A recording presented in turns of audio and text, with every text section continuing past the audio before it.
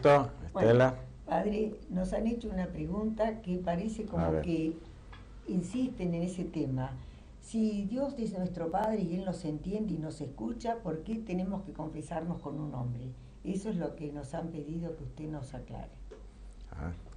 Lo que llamamos en la Iglesia el sacramento de la misericordia de Dios, la confesión, porque es un acto de misericordia maravillosa el tener también un modo humano, sensible, que los seres humanos necesitamos escuchar, ver, sentir, que de alguna manera alguien nos asegura que Dios nos perdona. Pero la respuesta, digamos, siempre tiene que ser de revelación bíblica, aunque haya argumentos, digamos, muy humanos y muy lógicos y comprensibles. ¿Por qué nos confesamos los cristianos?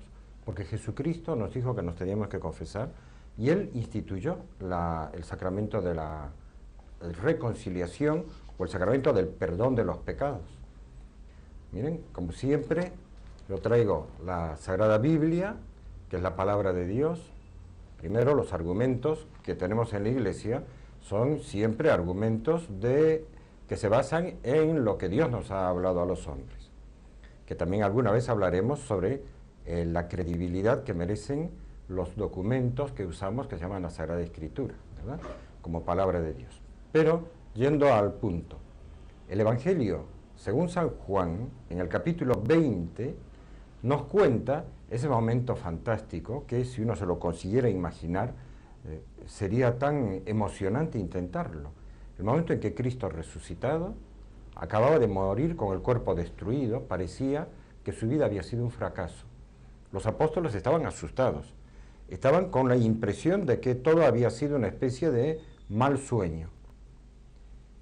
Y de pronto, el domingo de resurrección, estando todos ellos reunidos, preocupados, asustados, con miedo, las santas mujeres un poquito mejor, se les notaba que tenían como una calidad humana, había más cariño hacia Jesucristo en su recuerdo, pero tampoco andaban muy bien de fe. Y de pronto, dice San Juan, al atardecer de aquel día, el primero de la semana, o sea, domingo, estando cerradas por miedo a los judíos las puertas del lugar donde se encontraban los discípulos, se estaban asustados, se presentó Jesús en medio de ellos y les dijo: la paz sea con vosotros. A esto lo decimos en castellano. Lo más seguro es que, como hablaban en arameo, les dijo shalom o alguna palabra parecida para desearles la paz. Y dicho esto, les mostró las manos y el costado, o sea, las heridas de la pasión, las cicatrices.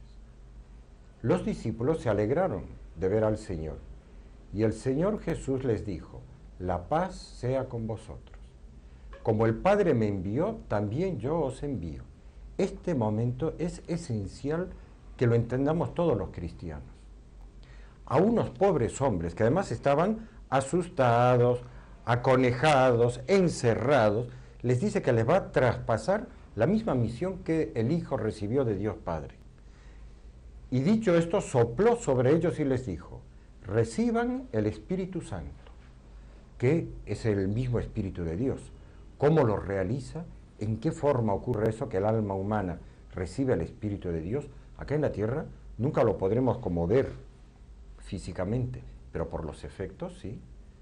Hay gente que se transforma en muy santa a partir de que recibe el Espíritu Santo. Y les añade: a quienes perdonen los pecados ustedes, les quedan perdonados, y a quienes se los retengan, les quedan retenidos. O sea que hay que ver todo el contexto. Les traspasa, prolonga la misión que ha recibido de Dios Padre a unos pobres hombres, que después resultará que tan pobres hombres no son, porque se transforman en grandes santos. Y les dice que reciben el Espíritu Santo, o sea, ya no tienen un poder puramente humano, no son psicólogos, no son sociólogos, no son gente que habla de su experiencia personal. Estos hombres elegidos por Jesucristo son algo distinto. Los llamamos ministros de Jesucristo, enviados de Jesucristo, sacerdotes de Cristo, presbíteros, hay varias maneras, pero no son de ninguna manera personas que se manejan con su propia capacidad. Y les dice: a quienes perdonen los pecados les quedan perdonados. Este es el motivo principal por el cual los cristianos vamos a la confesión, nos ponemos de rodillas, los sacerdotes también, lo hacemos con mucha frecuencia, el Papa, no hay nadie que trate de ser más o menos un buen hijo de Dios y no se confiese, nos confesamos con frecuencia.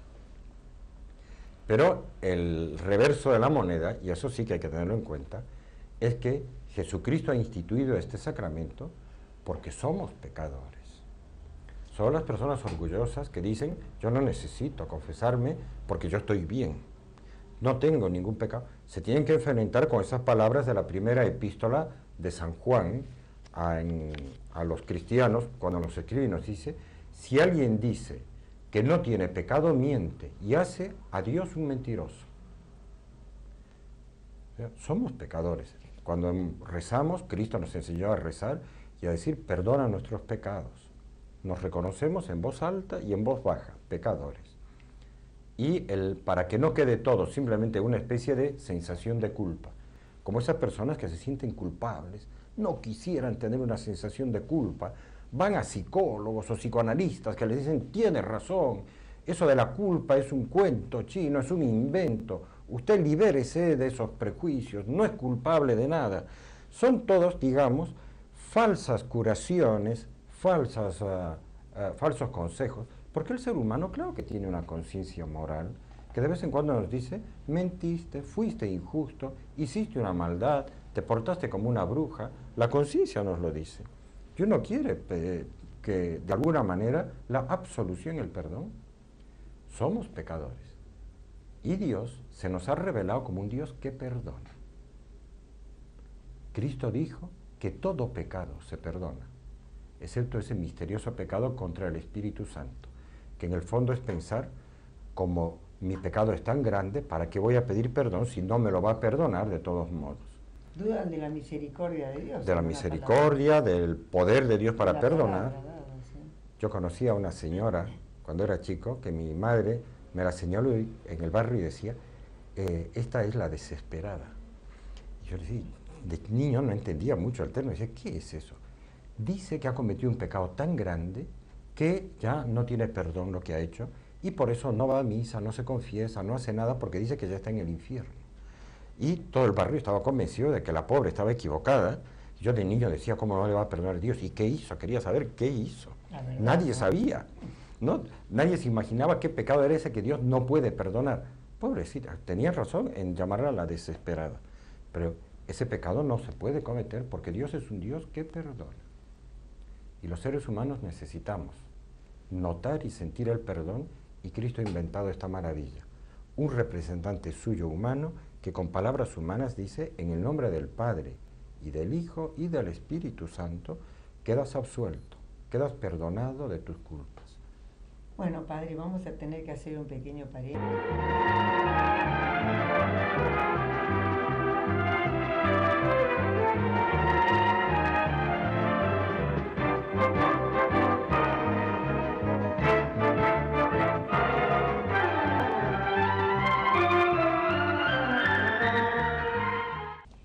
¿Seguimos? Bueno, una pregunta que es complementaria de la anterior es porque algunos se rebelan porque dicen, ¿por qué tiene que ser con un hombre si él es igual que yo y puede meter la pata como yo?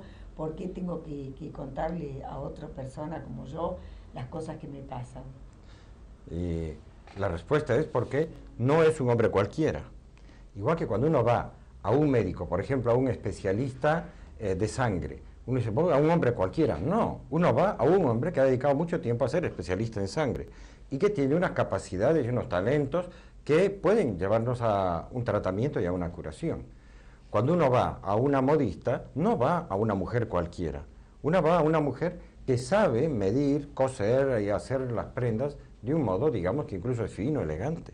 Puede haber otra persona, buenísima persona, y no tiene ni idea de costura. El sacerdote ha sido habilitado por Cristo y no es cualquier hombre.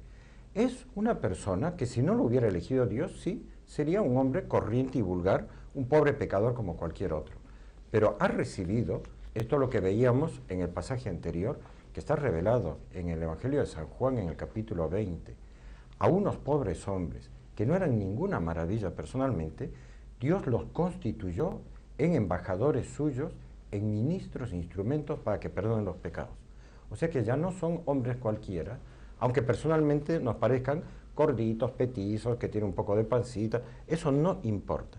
Más inteligentes, menos inteligentes, tampoco importa. Algo así como, no importa si una enfermera es gordita, bajita, más inteligente, menos inteligente, en el momento en que me ponen una inyección con un medicamento que realmente es muy bueno, ¿qué importa las cualidades personales de la que me pone la inyección? Lo importante es que ese medicamento realmente sea bueno. Ese sacerdote, ministro de Jesucristo, no es un hombre cualquiera. Tiene algo que los demás hombres no tienen. El Catecismo de la Iglesia Católica, que siempre me lo traigo, porque es un resumen de lo que dice la Sagrada Escritura y de lo que la sabiduría cristiana ha entendido en estos 2000 años, muy bien resumida, muy bien armada, en colaboración de los 4000 obispos que tiene la Iglesia Católica en todo el mundo. Todos han participado en esta redacción. Ha llevado muchos años de trabajo.